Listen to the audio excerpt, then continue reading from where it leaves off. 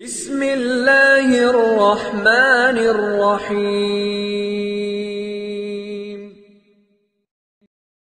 اعوذ باللہ من الشیطان الرجیم۔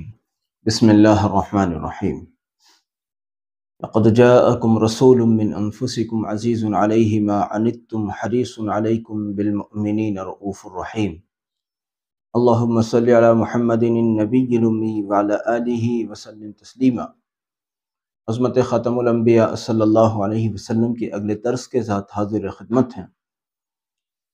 حضرات صحابہ کرام رضی اللہ عنہم کی کمزور جماعت پر ظلم و ستم جو ہوئے اس کا سلسلہ جاری ہے، یعنی ہم اس کے سلسلے کو بیان کر رہے ہیں، اور جس سے بات معلوم ہو رہی ہے کہ صحابہ رضی اللہ عنہم کو کس قدر مشکل اور کس قدر پریشان کن حالات سے گزرنا پڑا، بطور خاص ان صحابہ کو جو یا تو غلام تھے یا غریب تھے یا باندیاں تھیں یا کسی بھی صورت بہرحال وہ کمزور تھے، جن کا فیملی بیک گراؤنڈ بہت زیادہ مضبوط نہیں تھا، جن کے قبیلے چھوٹے تھے یا کمزور تھے، یا پھر وہ ایک آدھ نسل پہلے سے مکہ مکرمہ میں آ کر آباد ہو گئے ہوں، کیونکہ اگر وہ آئے ہیں تو ظاہر بات ہے کہ پورا قبیلہ تو نہیں لائے نا، کوئی ایک فرد آ گیا، کوئی ایک گھرانہ آ گیا، تو اب ان کی وہ بیک گراؤنڈ تو نہیں ہو سکتے نا۔ تو ان حضرات صحابہ، ان کمزور صحابہ نے بہت زیادہ مظالم برداشت کیے، ان کے اوپر بہت زیادہ ظلم و ستم روا رکھے گئے۔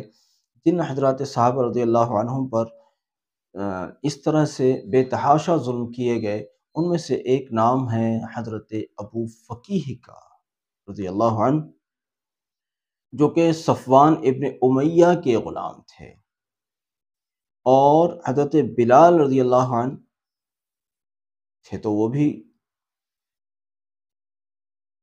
اسیرانہ زندگی ہی گزار رہے تھے، لیکن فضل خداوندی سے حضرت بلال رضی اللہ عنہ اور حضرت ابو فقیہ رضی اللہ عنہ یہ دونوں حضرات ایک ساتھ اسلام لائے۔ جب ان کے یعنی ابو فقیہ کے جو سردار تھا صفوان ابن امیہ، جب اس کو پتہ چلا کہ یہ حضرت ابو فقیہ ایمان لائے ہیں، تو اس نے ان کے گلے میں رسی ڈالی اور جوانوں کو کہا کہ ان کو گھسیٹ کر لے جائیں اور دھوپ میں لے جا کر ان کو لٹا دیں۔ ایسا حال ہوتا تھا کہ بے تحاشا ان کو مارا جاتا تھا۔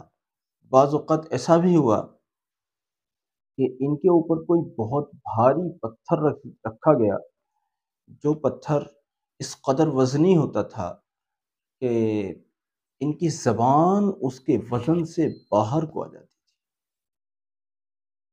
حال تھا، کیا حال تھا، کیا حال تھا۔ اللہ اپنی رحمت فرمائے۔ صحابہ رضی اللہ عنہم کیا عظیم جماعت ہے، صحابہ رضی اللہ عنہم کیا عظیم جماعت ہے۔ ان کو گھسیٹا جاتا تھا، ان کو مارا جاتا تھا، ان کو ستایا جاتا تھا، دھوپ میں چلچلاتی ہوئی ریت پر ان کو لٹایا جاتا تھا، مگر ان کی زبانوں پر بس ایک ہی بات جاری تھی کہ اشہد ان لا الہ الا اللہ۔ ایک حضرت لبینہ ہوئی ہیں رضی اللہ عنہا، یہ باندی تھیں۔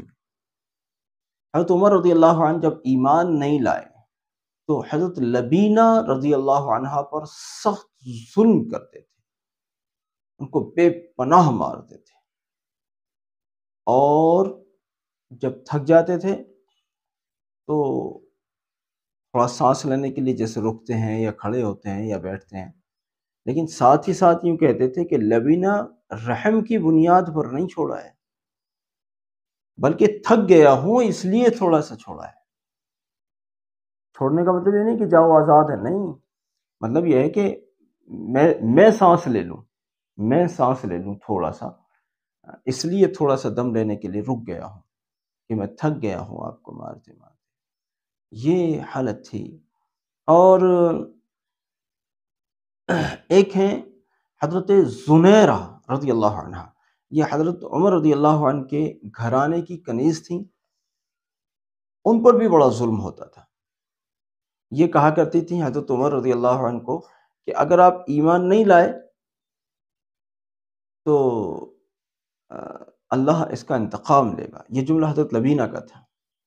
حضرت زنیرہ کا یہ عالم تھا کہ ان کو اس قدر مارا جاتا تھا کہ ظلم و ستم جھیلتے جھیلتے ان کی آنکھیں بھی نابینا ہو گئی تھیں۔ حضرت زنیرہ رضی اللہ عنہ اس طرح سے ان حضرات نے مظالم برداشت کیے، لیکن جمے رہے کس بات پر؟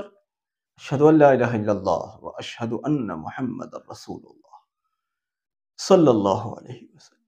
یہ ان کا ایک کیا کہیں گے، ایک سہارا تھا، ایک امید تھی، اور بس جو بھی تھا انہوں نے سوچ لیا ہم جمے ہوئے ہیں، انشاءاللہ ہم جمے رہیں گے۔ دنیا کا کوئی ظلم، کوئی جبر، کوئی تشدد ہمیں اس سے ہٹا نہ سکے گا، اور تاریخ گواہ ہے اس بات پر کہ ان کو کوئی چیز ہٹا بھی نہ سکی۔ کوئی لالچ، کوئی خوف، کسی قسم کی کوئی مصیبت ان کے قدموں کے اندر لرزہ نہ ڈال سکی۔ یہ جمے رہے، جن کے مقدر میں یہ تھا کہ وہ فتوحات کا دور دیکھیں، اللہ کے فضل سے وہ باقی بھی رہے، بعض ایک شہید بھی ہوئے، لیکن جمے رہے، اسلام نہیں چھوڑا۔ بزرگوں، ان حضرات صحابہ رضی اللہ عنہم کے ان مجاہدات کو سنانے سے یا سننے سے آپ کو بور نہیں ہونا چاہیے، بلکہ ہر دن ایک نیا حوصلہ پیدا ہونا چاہیے کہ اسلام کے لیے ایسی قربانیاں دی گئی ہیں، جمے رہے ہیں لوگ، تو ہر حالت میں حق پر جمے رہنا چاہیے اور حق کا دامن کبھی نہیں چھوٹنا چاہیے۔ اللہ رب العزت ہم سب کو ثابت قدمی عطا فرمائے، ہر قسم کے مصائب اور آلام سے ہم سب کو محفوظ فرمائے۔